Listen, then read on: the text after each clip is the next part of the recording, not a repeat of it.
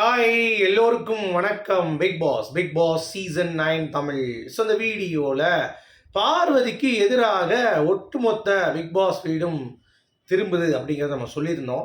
அதனுடைய இம்பேக்ட் வந்து பார்த்திங்கன்னா இப்போ தெரிய ஆரம்பிக்குது வீட்டில். ஸோ பார்வதியை இப்போ சுபிக்ஷாவுடைய வீட்டிலேருந்து போன பிறகு விக்ரம் வந்து பார்த்திங்கன்னா கூப்பிட்டு வச்சு ஒரு அட்வைஸ் வந்து கொடுத்துட்டு இருந்தான் சுபிக்ஷாக்கு.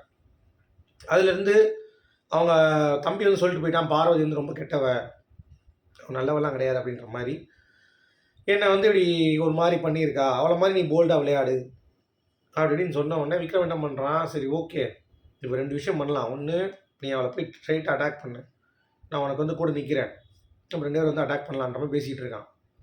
இன்னொரு பக்கம் கமருதீனுக்கும் பார்வதிக்கும் ஃபைட் நடந்து கமருதீன் வெளியே வந்து கணிக்கிட்ட உட்காரும்போது அவெல்லாம் ஒருத்தே இல்லைப்பா, அவெல்லாம் பெஸ்ட் பெர்ஃபார்மருக்கு தகுதியே இல்லை, ஒரு வாட்டி வாங்கியிருக்காள் இது வரைக்கும் அப்படிங்கிறேன். டேய், பெஸ்ட் பெர்ஃபார்மர் இந்த குடும்பத்திலேருந்து வாங்குறது அப்படிங்கிறதே, நான் ஏன் குடும்பம் சொல்கிறேன், நான் தனி குடும்பத்திலாம் சொல்கிறேன்.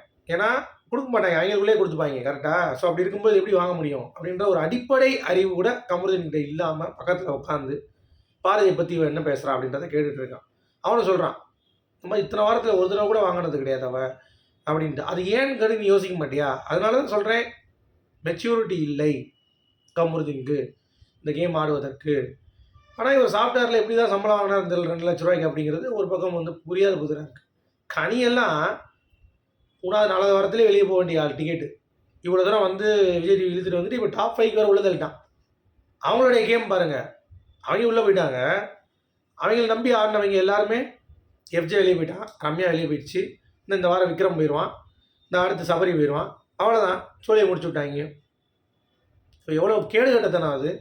இப்படிப்பட்ட கேம் விளாண்டுட்டு இப்போ கூட பார்வதி ஒருத்தர் இல்லை. ஏங்க கண்டென்ட்டே அவள் தான், நீங்கள் தானே சொன்னீங்க இதுக்கு முன்னாடி, கொஞ்ச நேரத்துக்கு முன்னாடி அவள் தான் வந்து சீசன் 9 அப்படின்றத வெளியே இருக்கவங்க சொன்னாங்கன்னு சொல்லி நீங்கள் தானே வந்து சொல்லிட்டு இருக்கீங்க. இப்போ என்ன கண்டென்ட்டே இல்லைன்றீங்க. இவனு வந்து ஆமாம் அவள் ஒருத்தலாம் இல்லைன்றான். இவன் யாருன்னே தெரில.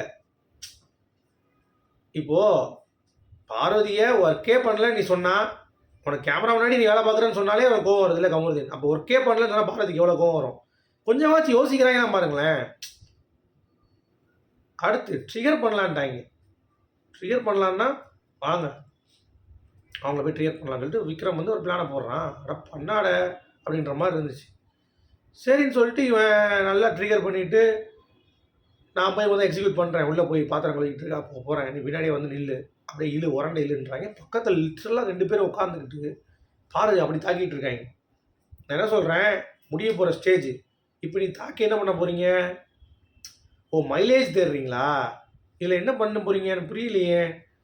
சரியா? அப்போ விக்ரம் வந்து பார்வதியை அடிக்கிறதுக்கு என்னென்னமோ பேசி பார்க்குறோம். நாங்கள்லாம் வந்து சட நாய் மாதிரி செய்கிறோம், நீங்கள் ஒன்றுமே செய்ய மாட்டீங்க, நீங்கள் எதுவுமே செய்ய மாட்டீங்க, நீங்கள் எதுக்கு இருக்கீங்க இந்த வீட்டில்? நீங்கள் இப்போ தான் கொஞ்சம் கொஞ்சமாக மாறிக்கிங்க, எனக்கு புரியுது பாரு, பட் நீங்கள் பண்ணணும்ல, நாங்கள் மட்டும் பண்ணுறோம்ல, நீங்கள் அதை பண்ணணும்ல, அதை தானே பண்ணிகிட்டு இருக்கேன் அப்படின்னு சொல்லிட்டு ஒரு இடத்துல கூட கூலே இழக்கலை, கூலாக ஹேண்டில் பண்ணிகிட்டு இருக்காங்க. இன்னொரு பக்கம் சுபிக்ஷாரை வந்துட்டு நோண்ட ஆரம்பிக்குது.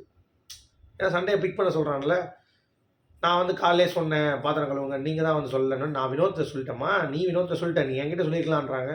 இல்லை அதான் நான் தப்பு பண்ணிட்டேன் அப்படின்னு சொன்னோடனே, அது தப்பு பண்ணிட்டேன்னு தெரியுதுல்ல, அப்புறம் எதுக்கு இப்போ வந்து பேசிகிட்டு இருக்கு அப்படின்றாங்க. இல்லை நாளைக்கு நீங்கள் திருப்பி கழுவிருங்கன்னு சொல்லி திருப்பி அவங்கள வந்து அட்டாக் பண்ணுற மாதிரியே வந்து பார்த்தீங்கன்னா பண்ணிகிட்டு இருக்காங்க.